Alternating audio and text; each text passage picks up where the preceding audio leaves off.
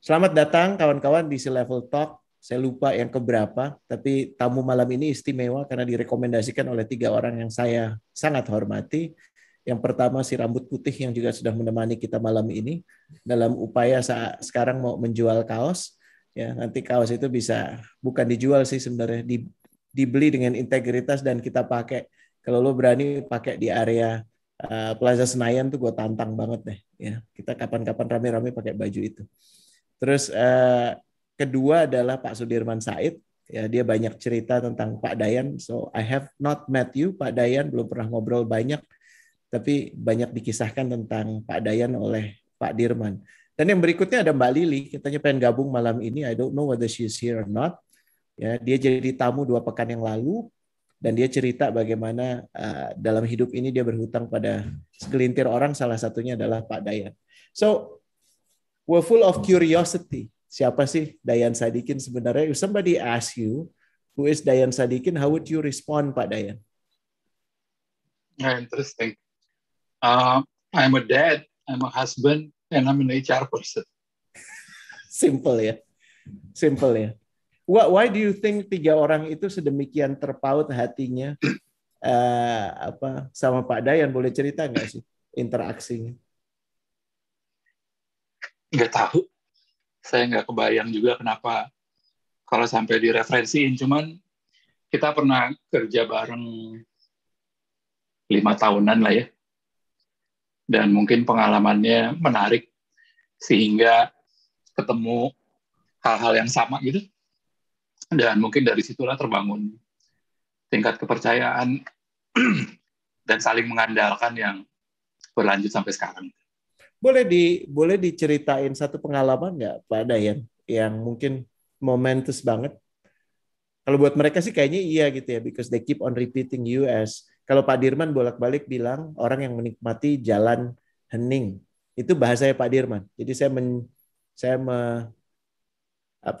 mencuri dari beliau dalam penjelasan skrip tentang Pak Dayan. Orang yang menikmati jalan yang hening walaupun banyak opportunity sebenarnya untuk tampil kemana-mana. Dan Pak Dirman tuh bolak-balik bilang orang-orang yang berintegritas, orang-orang yang punya kapasitas dahsyat, tapi banyak tidak dikenal gitu. Dan mungkin memang sengaja memilih untuk nggak dikenal gitu.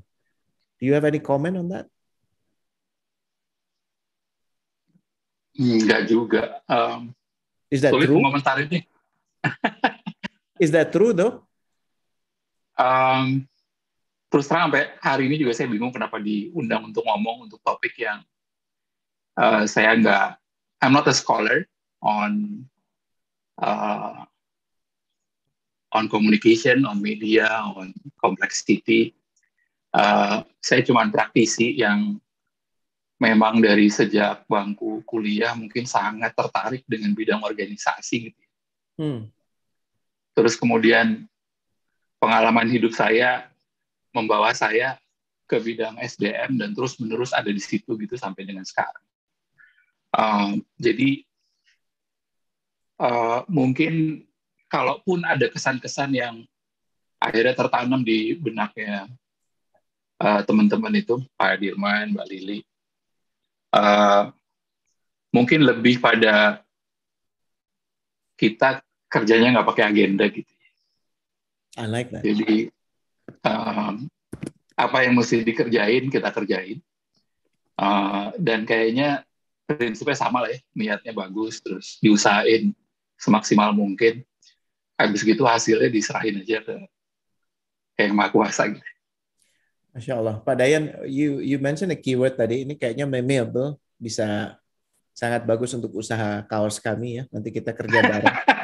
Kerja nggak pakai agenda. Sementara bisa jadi semua orang yang kita kenal, bukan yang kita kenal sih, semua orang yang dalam banyak interaksi saya dengan para profesional, dan semakin dia senior, semakin dia menduduki posisi yang krusial, apalagi C-level, itu biasanya justru dipenuhi agenda, kalau bukan agenda mereka sendiri, agenda orang lain. So how do you manage to say and to stay kerja nggak pakai agenda? Ini maksudnya personal interest kan ya Pak Dayan ya. So Your interest is just to do the best. You're not somebody's team. Maksudnya bukan somebody's team ya. Bukan orangnya siapa-siapa, nggak punya vested interest gitu. Maksudnya itu kan ya Pak Dayan? Iya, betul. How is that possible? Pak Edwin tadi tuh nyindir saya di depan karena dulu pada saat saya kerja bareng dia, saya preaching mengenai employee engagement. Employee engagement tuh catchword-nya ada 3. Say, stay, and strive. Say positive things, saying positive things about the company. Kemudian stay in the company. Jadi artinya ada retention di situ. Kemudian strive, doing more than what you ask for. Strive. Dari situ terus si Pak Edwin ngeliat saya pergi kan. Jadi dia bilang, ini orang apa-apaan sih? Katanya stay, strive, tapi kalau dia nggak stay. Tapi emang dalam 25-an tahun lah karir saya di HR. Emang saya pindah-pindah sih. Jadi I always preach about staying, tapi I'm not staying. Kenapa begitu? Karena saya ngerasa bahwa saya selalu menancapkan kesetiaan saya kepada berusaha menyelesaikan sesuatu yang perlu diselesaikan.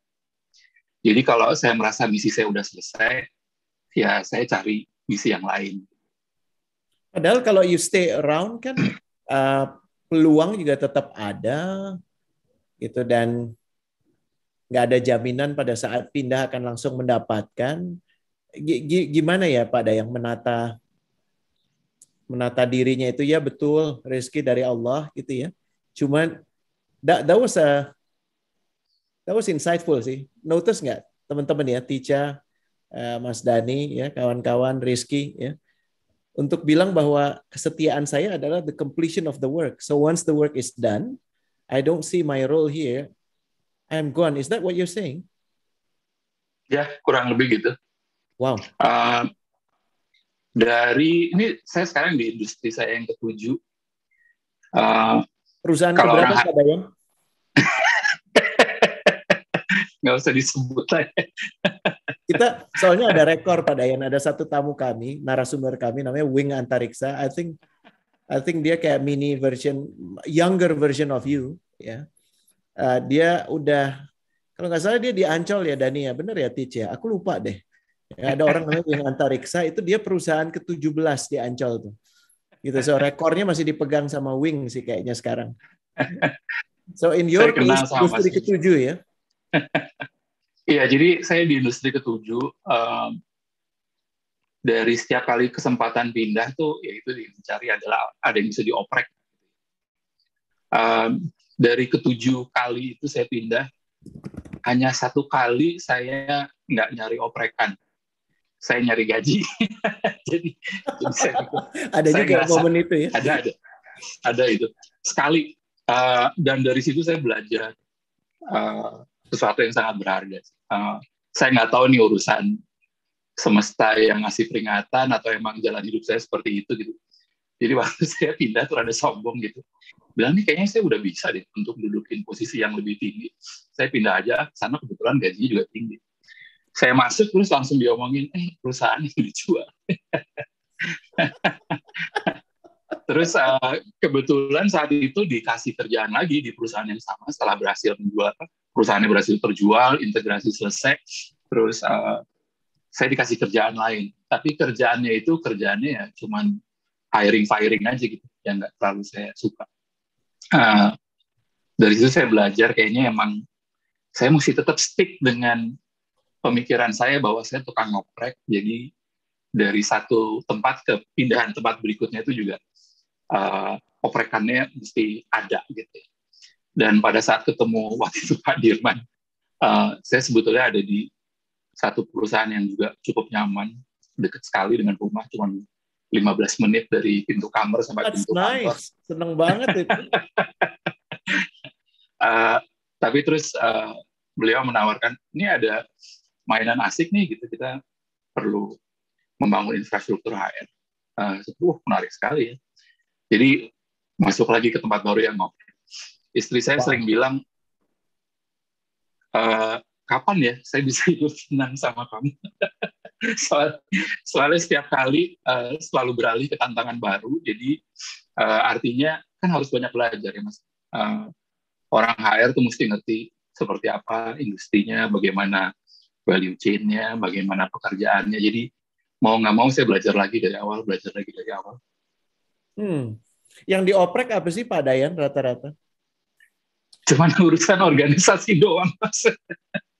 Biasanya kalau kata-kata cuman ya, because I have some experience in terms of dealing with organization yang mestinya berubah, itu manusia itu justru problem yang paling pelik ya. So what's your philosophy, Pak Dayan? Saya pikir dunia HR tuh juga berkembangnya lumayan banyak gitu. Dari pertama kali saya menekuni di tahun 90-an sampai dengan sekarang. Kita juga sebagai sebuah disiplin ilmu belajar gitu ya. Artinya kita meningkat terus memahami bagaimana kita harus mengatur organisasi. Dulu mungkin kita kenal personalia gitu ya, fungsi-fungsi yang lebih transaksional dan administratif. Kemudian ada profesor di Michigan bilang, lu mesti bantu bisnis lebih banyak dong gitu. Terus dibikinilah pengelompokan kerja. Ada yang center of excellence-nya, terus kemudian shared service-nya dikumpulin jadi satu, terus yang bantu si para business leaders dibikinin makhluk baru gitu. Itu tahun 2000-an awal lah kali ya. Sekarang udah berubah lagi, 20 years after, dengan berbagai macam perkembangan yang ada teknologi gitu ya, kemudahan-kemudahan yang ditimbulkan sehingga bisnisnya pun banyak opportunity baru. Right. Nah, jadi sekarang dirombak lagi tuh pemikiran. Dari awal saya amati sampai dengan sekarang, kalau dari falsafah keilmuan ya, kayaknya sih kita semakin dekat ke kebenaran hakiki sih. Ya itu. Kerjaan HR tuh very complicated dalam arti kita mesti dealing sama begitu banyak uniqueness. Semua orang kan unik ya, walaupun umur sama, tempat dia belajar beda, keluarga beda, latar belakang beda. Right. Semuanya beda tuh ya, aspirasinya beda, cara berpikirnya beda, segala macam. And since the dawn of time, kita berusaha untuk mengkotakkan orang. Ya. Mengklasifikasi, mengkategorikan apapun, bukan cuma manusia, tapi apapun. Betul. Semuanya dibikinin sederhana gitu, supaya kita punya framework bagaimana kita memahami hal yang demikian kompleks ini. Right. So we get lost in this classifications gitu. Kita akhirnya jadi terjebak kepada pemikiran reduksionis gitu, menyederhanakan yang rumit supaya kita bisa kerjain. Itu contohnya banyak sekali di HR. Contohnya 9box gitu ya, mungkin familiar ya.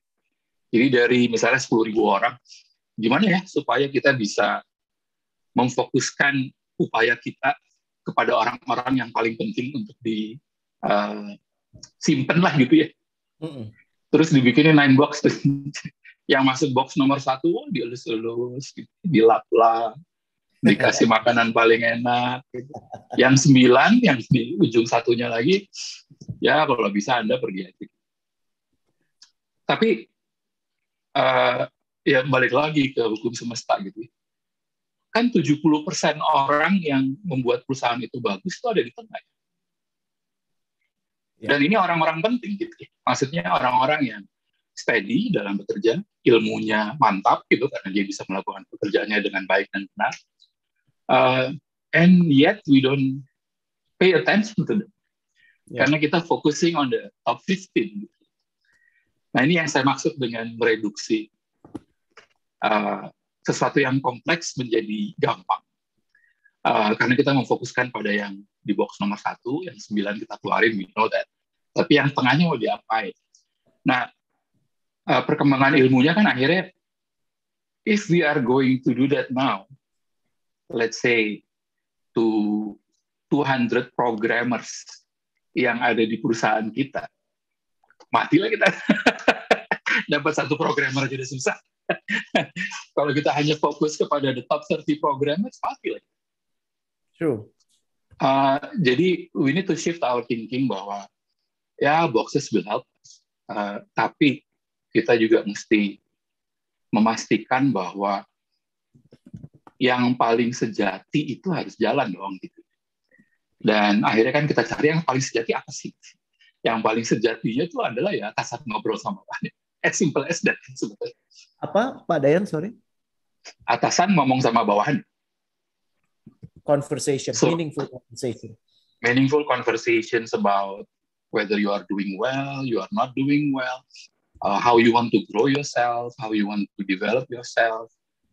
Itu sejatinya manusia kan gitu ya. Untuk supaya dia bisa lebih bermakna bagi dirinya sendiri, kemudian tentunya bagi keluarganya dia, kalau dia naik karirnya dan lain-lain, dan juga untuk perusahaan gitu. Yet that conversation is always set aside. Gitu. Karena kita pikir udahlah beres, kita udah main box. Wow. Itu baru satu contoh. Itu contohnya lain banyak. Gaji lah, segala macam gitu. I have to stop you there because I think this is really powerful dan saya khawatir ini terlalu cepat sehingga kawan-kawan yang hadir di sini kurang menginternalisasi what the apa ya bahasanya ya, the awesome thing that you just say, bahwa kita sudah sedemikian mengkotakkan manusia sehingga kita lupa untuk connect at the individual level, bukan bos bicara dengan anak buah, tapi bukan Dayan HR Director Permata dengan Rene ya Remah-Remah Momogi, bukan gitu, tapi Dayan bicara dengan Rene gitu ya. And you say this is the part yang sering kali di set aside. Boleh dieksplor lebih jauh nggak Pak Dayan gitu? Kenapa kok akhirnya, is it because we're too busy focusing on the bottom line sehingga we just cannot find the time to talk to people as a person, as an individual, karena kan hubungan sama orang kan pasti messy ya. Gue jadi tahu cerita keluarga dia, gue jadi tahu cerita dia cari jodoh kayak Cahyani belum dapet, gue jadi tahu macam-macam gitu yang justru meribetkan pemikiran gue. So boleh you care to elaborate more on this? Kayaknya kita semuanya merasakan bahwa especially us who probably experience the 80s kali ya. Hidup tuh enak banget ya tahun 80 ya. Iya. Belum lahir sih ya, Pak Dayan. You wish. Not from the political point of view atau apapun, tapi life was simple. Karena kalau saya boleh nyinyir ya, karena keterbatasan. Iya, that's true. Kita cuma ada satu RCTI, dua TVRI dan RCTI. RCTI aja pakai decoder gitu kan. So life was simple. Kalau menurut saya dengan keterbatasan itu kita lebih fokus. Nggak terlalu banyak opsi. Sekarang kita terlalu banyak opsi. Dan I still remember my first job in a Japanese factory. Komputer tuh di-share. Jadi kita waktu itu dibilangnya orang admin, bukan orang HR. They were like 30 of us lah kira-kira. Kerja di ruangan kayak ruangan RT gitu kan kalau pabrik. Itu komputernya cuma ada 4. Jadi kita giliran gitu. Kalau mau pakai Excel, dulu pakai Lotus. So, di situ, in the 90s, I didn't get emails. Right. Yang punya email cuma bos-bos kita yang orang Jepang. Dan itu emailnya juga masih intramail. Jadi artinya mereka hanya bisa ngomong sama sesama orang dari perusahaan yang di Jepang. Life was so nice. We could focus on what's important gitu ya, yang ada di depan mata kita. Tapi memang speed of change-nya tentu saja sangat berbeda dengan yang terjadi sekarang. Saya ingat waktu itu untuk menjalankan satu line produksi itu butuh kira-kira 100 orang. So you can imagine if we have a 100% production line gitu ya, untuk waktu setup-nya, engineering time-nya itu mungkin butuh 6 bulanan. So slow ya, pace tuh pelan gitu ya Pak ya. Tapi in a way enjoyable. Jadi orang belajar dulu engineering-nya ke Jepang, begini cara bikinnya, kemudian diturunin ke Indonesia, barangnya dibeli, setup lainnya di setup. It takes us, itu kan about 6 months lah untuk nyiapin itu. Kemudian terjadilah sesuatu. Si orang-orang Jepang ini kemudian membaca market, dia bilang, kita udah nggak mungkin lagi bikin satu line 100 orang, kita set up 6 bulan, karena the consumer preference changes very quickly. So we have to, produce new models every 3 months. Gitu. Karena dulu tuh cycle-nya setiap Christmas saja. Jadi pokoknya Christmas sama summer lah ya, itu rame, habis itu turun, rame, turun. Now, if you look how things are being done di consumer goods, kemarin saya baru ngeliat video yang menarik banget mengenai Zara. Itu edan kan? Fast ini ya, fast fashion ya. Itu keterlaluan sih kamu. Mungkin bahannya belum keluar, dia udah bikin desainnya dulu. Terus dia bisa bedain selera orang Jakarta Utara dan Jakarta Selatan. Crazy. Ya. Jadi udah micro targeting ya Pak Dayan ya. Iya. Dan micro targeting. Itu kan masih industri-industri yang kasat mata gitu ya. Terus sekarang kita masuk ke industri-industri teknologi yang mempengaruhi juga industri kayak saya nih yang umurnya udah mungkin 400-an tahun ya. Kan kalau nggak salah bank pertama itu 1200. Kita orang-orang tua yang frail gitu ya. Kayaknya jalan kita udah yang paling benar, paling lurus, paling hebat. Tiba-tiba datang nih anak-anak muda bilang, lu credit scoring susah amat ya. Lu memastikan bahwa orang bisa bayar balik utang nih kok kayaknya susah amat ya. Gue cuma butuh minta akses ke handphonenya orang yang mau berhutang. Terus kalau misalnya dia nggak bayar, gue donder aja teman-temannya. Iya. So, what I'm trying to say is, the speed of change is ridiculous. Yeah. Nggak masuk akal gitu. Dan dari situlah kemudian we became inundated gitu, dengan informasi. Kebeblekan jadi. Informasi itu menimbun kita. Urusan kerjaan doang nih, belum ngomongin TikTok ya. Artinya cuma urusan yang benar-benar esensial buat kerjaan aja kita udah inundated. Sure. Dan it's very normal for people in the office to receive like 300 emails a day, itu biasa.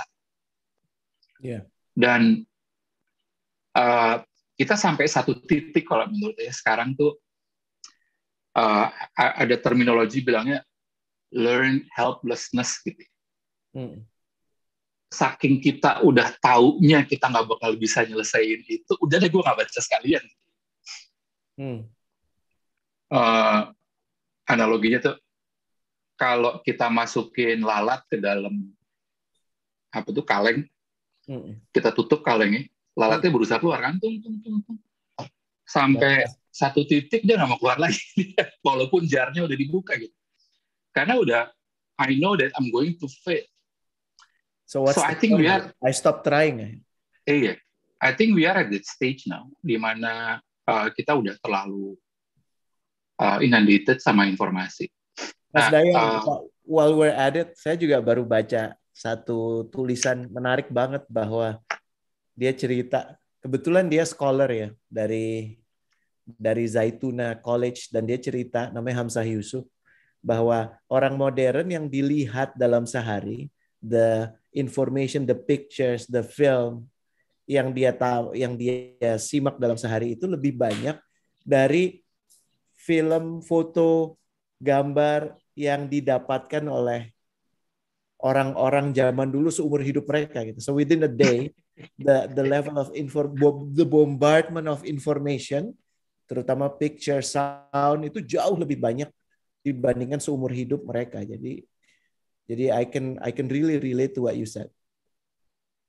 But where does that leave us gitu dengan kan obrolan malam ini jadinya noise-nya jadi dominan sekali ya Mas Dayan ya. So, gimana bantu mendapatkan voice itu dan apa kaitannya dengan meaningful conversation yang tadi Mas Dayan angkat dan kerap kali kita sebagai orang-orang corporate itu put that aside justru.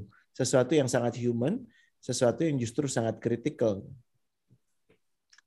We have to cut through the maze. Kita mesti bisa nerobos dan menseleksi apa yang penting, apa yang enggak. Dan memang akhirnya perlu ada yang dikorbankan sih. Artinya kita butuh say no. Kalau kita nggak bisa say no, akhirnya kita akan terus-menerus dibombardir dengan sesuatu yang kita nggak bisa kontrol. Take for example, the 5-year strategy plan gitu, yang zaman dulu tuh namanya Replita penting banget kan. Dan how much can you actually do to plan 5 years ahead? Yeah. Berat banget ya. Berat. Kita kagak ada yang tahu tuh 2019 bahwa akan ada si COVID ini datang. Ya mungkin ini termasuk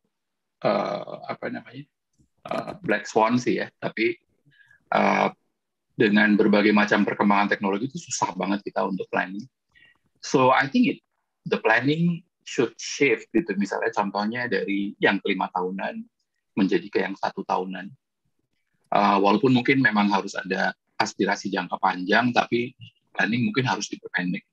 Itu salah satu contoh kalau menurut saya kita mendisiplinkan kepala dan hati gitu ya untuk settle for whatever is in front.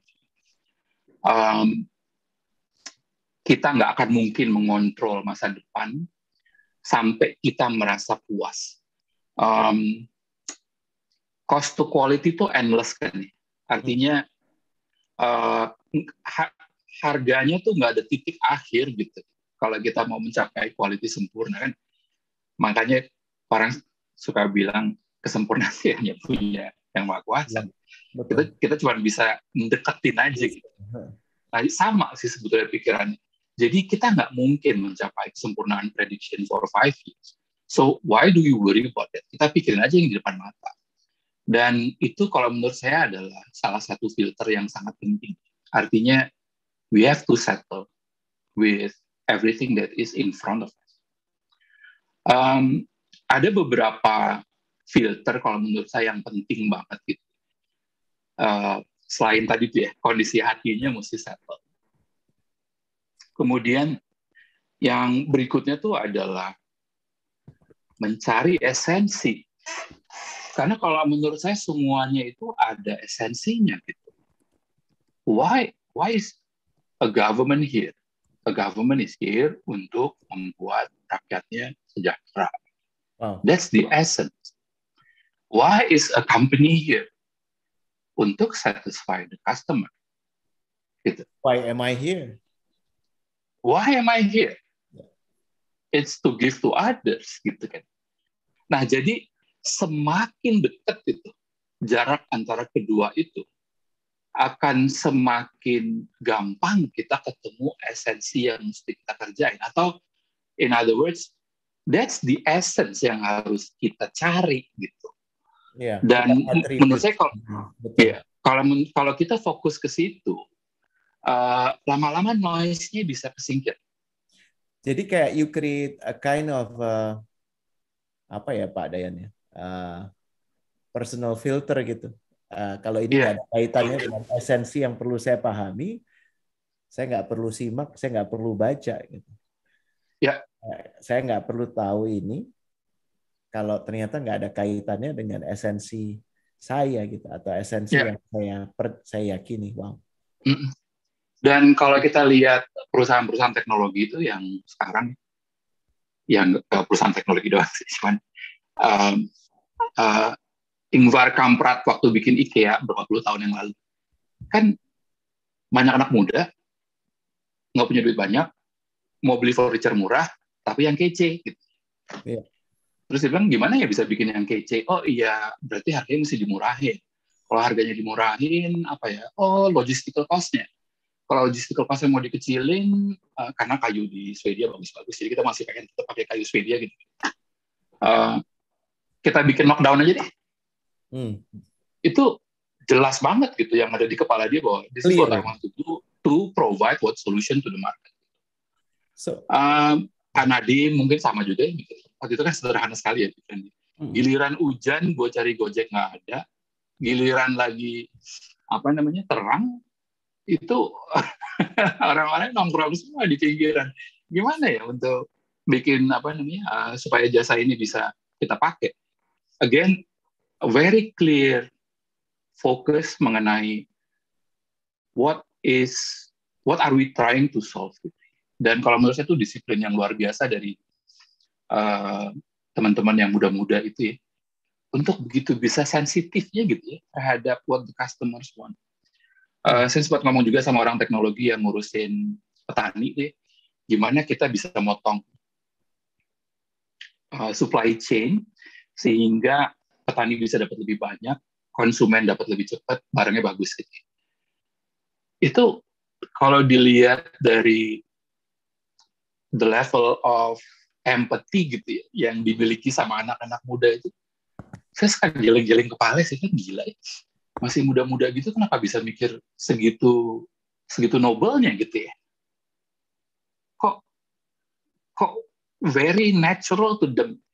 Dan di situ terus terang juga muncul rasa optimisme ya, bahwa generasi muda inilah yang nanti akan membantu kita semua cutting through all the bullshit.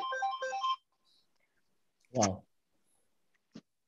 Mudah-mudahan ya, karena mereka punya nilai-nilai kebenaran universal yang mereka peroleh dari berbagai macam interaksi mereka dengan dunia yang zaman kita dulu nggak tahu ya. Tapi mereka lahir udah dengan gitu. It's very kind dan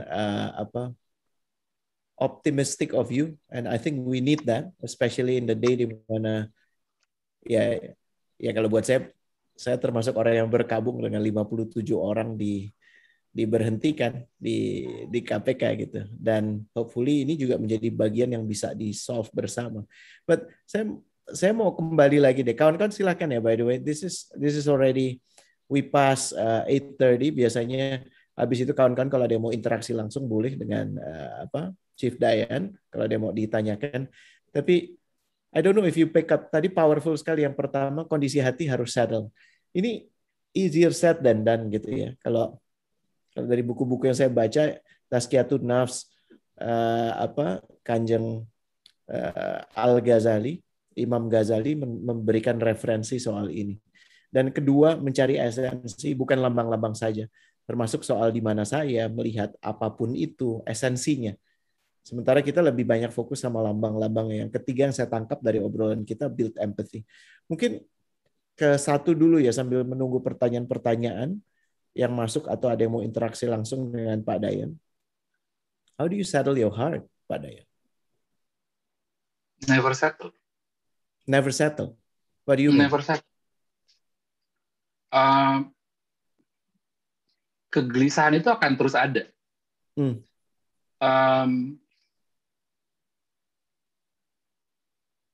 Karena you won't function properly if you think you are there gitu. If you think you are there. Ada satu bankir yang sebelum saya masuk ke industri ini, saya ngeliatnya orang gila banget ya, bisa growing the business that fast. Kemudian sekarang pindah kuadran gitu, ngurusin bank yang lebih modern.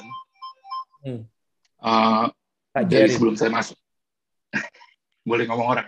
Boleh, dari I think he's one of the, wah kalau bisa, nanti kita kapan-kapan undang kalau susah susah Pak Jari, Pak ini mungkin I know him personally. Menarik. I saw his videos before I joined the industry. Terus belakangan ini saya juga masih ikut seminarnya. One thing strikes me as very important. Dia bilang, ya kasarnya you know shit gitu. Kamu tuh nggak tahu apa-apa. The current condition that we live in, especially in my industry because it's already 800 years old. We thought that we know everything. We've tried everything. Tapi with the new advent of technology, segitu banyak hal baru yang dimungkinkan dilakukan lebih baik, lebih cepat, lebih akurat, lebih murah. So you don't know shit. Gitu. Right. Kita nggak tahu apa-apa. Dan asumsi itulah yang kemudian membuat dia bisa berubah begitu cepat. Well, obviously, it's best to hear from him. Cuman saya begitu terkesimanya pada saat dia ngomong, sampai saya pikir, iya, betul juga gitu. Karena kalau kita berpikir bahwa kita udah sampai, ya kita akan menutup diri kita untuk belajar sesuatu yang baru. Agree. Dan itu adalah sikap yang harus kita terus-menerus miliki. Konsekuensinya apa? Konsekuensinya ya, dari segi hati kita tidak akan settle bahwa we are there gitu ya. Kita nggak akan pernah merasa nyaman bahwa kita sudah tahu semua, kita sudah sampai di sana gitu. Cuman triknya adalah ya kalau kita tahu kita nggak tahu gitu, kan kita nggak perlu gelisah ya. Ya jalanin aja gitu. Karena prinsip di depannya itu tadi bahwa just try our best and then the result we settle, apapun itu. Jadi memang itu yang mesti terus-menerus dibisikin ke dalam hati, kalau menurut saya. Jadi, you know bahwa you are not there, you will never be there, dan harusnya itu yang membuat hati kita jadi not settle, tapi the fact that you know that you don't know, jadi tenang lagi gitu ya. Kurang lebih bahasanya gitu ya? Iya. Wow. Oke. Any questions, guys? Ada yang mau bertanya? Mulai interaksi dibuka atau you are so overwhelmed dari apa yang disampaikan oleh Pak Dayan, jadi terkesima nggak tahu mesti nanya apa gitu. Bahwa ternyata anak 80 tuh asik banget gitu ya. You were born in the wrong era. You don't know music if you didn't kalau belum lahir tahun 80-an katanya. The best music was already created. itu kata anakku yang tengah, dia yang sulung tuh, dia suka banget sama musik 80s. Any questions, guys? No? Not yet? Okay.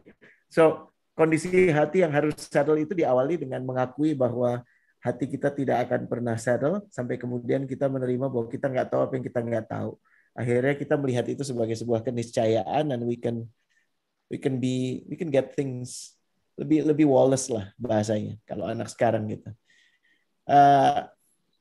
Ifti nanya, jadi harus ikhlas dan syukur ya Pak? Gitu. Iya, tanpa ujungnya. kata harus kali ya, Ifti ya. Ikhlas dan syukur saja. Kalau udah ada harus, biasanya ada keharusan, jadi kena harusitis gitu. Gimana Pak Dayan?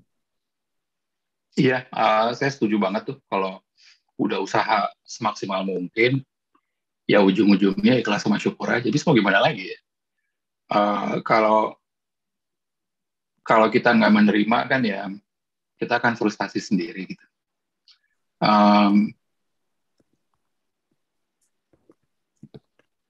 Saya pikir pada saat itu terjadi gitu ya, artinya kita akhirnya menyesali sesuatu, berarti kita udah berharap terlalu banyak.